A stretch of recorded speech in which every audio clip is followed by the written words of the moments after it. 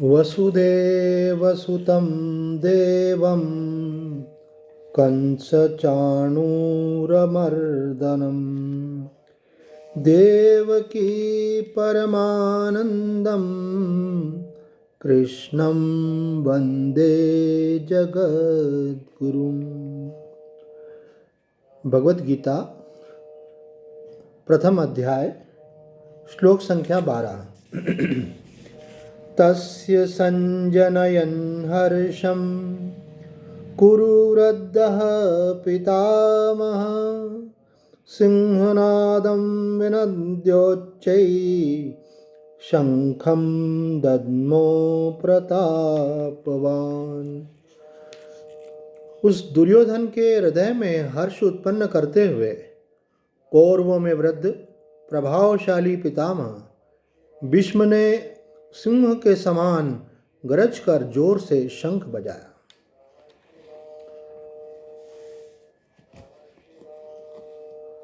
हमने देखा कि यहाँ जो परिस्थिति है कि दुर्योधन युद्ध में उतर तो गया, लेकिन मन में पाप होने के कारण उसे भय लग रहा है और वो अशांत चित्त हो गया है।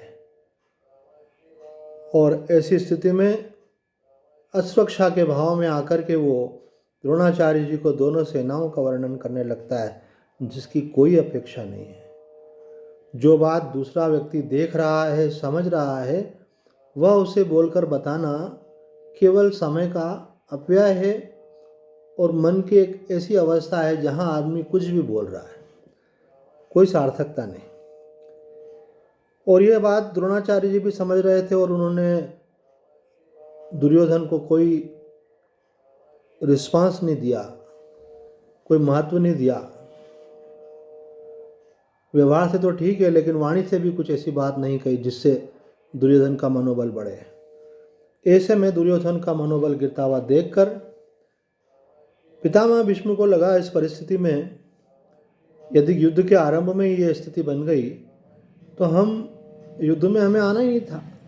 अगर आए हैं, कोई कार्य में अगर प्रवेश किया है तो उसको फिर अच्छी प्रकार से करना चाहिए, ये नियम है। यदि आपको कुछ सोच विचार करना है तो पहले कर लीजिए अच्छी प्रकार से। Think twice before you speak. कुछ बोलना है तो पहले सोचिए, कुछ करना है तो पहले अच्छी प्रकार से 4 लोगों से सलाह कर लीजिए। लेकिन एक बार जब किसी कार्य में प्रवृत्त हो रहे हैं आप, तो पूरे मनोयोग से आप उसमें प्रवृत्त होइए, तभी आपको सफलता उसमें संभावित है। तो यहाँ हम देखते हैं कि भीष्म पितामह, जो कि कुरुवंश के वयोवृद्ध महापुरुष हैं, भगवान श्री कृष्ण के परम भक्त हैं, बहुत बड़े ज्ञानी हैं, उन्होंने परिस्थिति को भाप करके सिंह के समान नाद करने वाला शंख फूका। क्यों फूका? ताकि दुर्योधन का जो मनोबल गिर रहा है और उसे दूर करने के लिए और उसके मन में हर्ष उत्पन्न करने के लिए। यहाँ एक बड़ा महत्वपूर्ण शब्द का प्रयोग किया गया है भीष्म पितामह के लिए, प्रतापवान। तो स्वामी रामसुदास जी महाराज इस शब्द की व्याख्या करते हुए कहते हैं कि भाई प्रतापवान कौन है? बोले प्रतापवान वो है जिसने अपने मन पर विजय पा ली हो। 3 चीजें ऐसी हैं जो परमात्मा से दूर ले जाती हैं, उसमें भी पहले तो 2 ही, कामनी और कांचन। ये भीष्म पितामह ऐसे व्यक्ति थे जिन्होंने इन दोनों पर विजय प्राप्त कर लिया। बड़े भारी पितृभक्त थे। जब वो चाहते थे कि मेरे पिताजी का विवाह उनकी इच्छित महिला के साथ हो, तो उन्होंने उनके महिला के पिता ने शर्त रख दी, भाई अगर मेरी बेटी का विवाह आपके पिता के साथ हुआ तो उसका उत्तराधिकारी तो वो नहीं बन पाएगा, मेरा नाती। उत्तराधिकारी तो आप ही रहेंगे क्योंकि आप उनके ज्येष्ठ पुत्र हैं। तो उन्होंने कहा और दूसरा उन्होंने कहा कि अगर आप विवाह कर लेते हैं तो आपका जो पुत्र होगा अगली जनरेशन में वो उत्तराधिकारी हो जाएगा। तो उन्होंने भीष्म प्रतिज्ञा की, तब से उनका नाम भीष्म पड़ा था। भीष्म प्रतिज्ञा की कि मैं ये संकल्प करता हूँ कि मैं आजीवन ब्रह्मचारी रहूँगा और उस राजगादी की रक्षा अवश्य करूँगा, लेकिन उस सिंहासन पर कभी बैठूंगा नहीं। इस प्रकार उन्होंने अपनी ब्रह्मचर्य का जो उन्होंने संकल्प लिया और राज्य के सेवा करने का और उस पर शासन नहीं करने का, अर्थात राज्य की लालसा का जो त्याग का संकल्प लिया, ये कामनी कांचन का त्याग। ठाकुर रामकृष्ण परमहंस अक्सर ये बात कहते थे, अरे छोटी मोटी चीज़ों को छोड़ने से क्या होगा, छोड़ना है तो कामनी कांचन को छोड़ो। स्वामी विवेकानंद कहते थे, जब कोई माया के पार जाना चाहता है तो माया अपना जाल फेंकती है। कौन सा जाल? कामनी और कांचन का। तो बड़े बड़े शूरवीर भी इसके आगे घुटने टेक देते हैं। और यदि कोई इनको पार कर जाता है, इसको जीत जाता है, इस जाल से निकल जाता है, तो उसके आगे फिर एक तीसरी परीक्षा भी आती है। वो तीसरी परीक्षा क्या है? कीर्ति, यश, मान, सम्मान। और अगर वो इन दोनों से छूट गया, मानो कोई संन्यास लेकर उसने परिवार का त्याग कर दिया, उसने ग्रह का त्याग कर दिया, अपनी संपत्ति का त्याग कर दिया,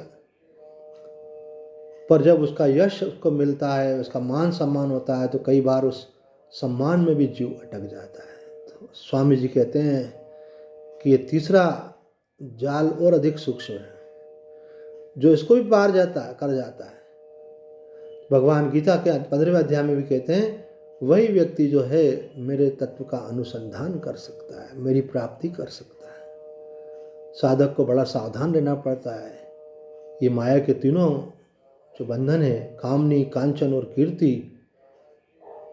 इनका आकर्षण को त्यागना होता है। अगर कोई कहता है कि मैं भगवत प्राप्ति करना चाहता हूँ, तो सबसे पहले उससे ये प्रश्न पूछा जाता है, अपने आप से पूछना चाहिए उसे कि क्या तुम कामनी, कांचन और कीर्ति की जो आकर्षण है उसको अंदर से त्यागने के लिए तैयार हो। यदि उसको त्यागना चाहते हो, तुम्हारा लक्ष्य ही है और वो तुम कर सकते हो, तो समझो कि तुमको तुम्हारे इस मार्ग में सफलता प्राप्त हो सकती है। और यदि नहीं, तो तुम्हारा प्रयत्न विफल हो जाएगा। तुम 2 कदम आगे बढ़ोगे, फिर 2 कदम पीछे हो जाओगे, 2 कदम आगे बढ़ोगे, 2 कदम पीछे हो जाओगे, और जीवन में कभी भगवत प्राप्ति नहीं हो सकती है। ठाकुर रामकृष्ण परमहंस ने तो यहाँ तक कहा है कि लेश मात्र वासना रहते भी ब्रह्म ज्ञान नहीं हो सकता। इसलिए चाहे वो कामनी की हो, चाहे वो कांचन की हो, चाहे कीर्ति की हो, इन सब की वासना का त्याग करने से ही परमात्मा मिलता है। हमारे वृंदावन वाले स्वामी सत्यानंद जी महाराज ये बात कहते थे कि उपासना से ही वासना जाती है, वासना जाए बिना ज्ञान नहीं होता। ज्ञान से अज्ञान जाएगा, पक्की बात है, लेकिन कब जाएगा? जब पहले वासना मिटेगी, नहीं तो वो ज्ञान टिकेगा नहीं, दृढ़ नहीं होगा। इसलिए हमारे यहाँ क्रम बताया है, निष्काम कर्म से अंतःकरण की शुद्धि होती है, उपासना से वासना जाती है, और ज्ञान से अज्ञान की निवृत्ति होती है। मल, विक्षेप और आवरण। मल की निवृत्ति सेवा से, विक्षेप की निवृत्ति उपासना से, और अज्ञान की निवृत्ति ज्ञान से होती है। तो ये प्रतापवान भीष्म पितामह से हमको प्रेरणा मिलती है कि जीवन में ऐसे दृढ़ संकल्प होकर के, संयमी होकर के सत्य के मार्ग पर दृढ़ता से चलना चाहिए। आज इतना ही। ओम पूर्णमद पूर्णमिदं पूर्णात् पूर्णमुदच्यते पूर्णस्य पूर्णमादाय पूर्णमेवावशिष्यते। ओम शांति शांति शांति।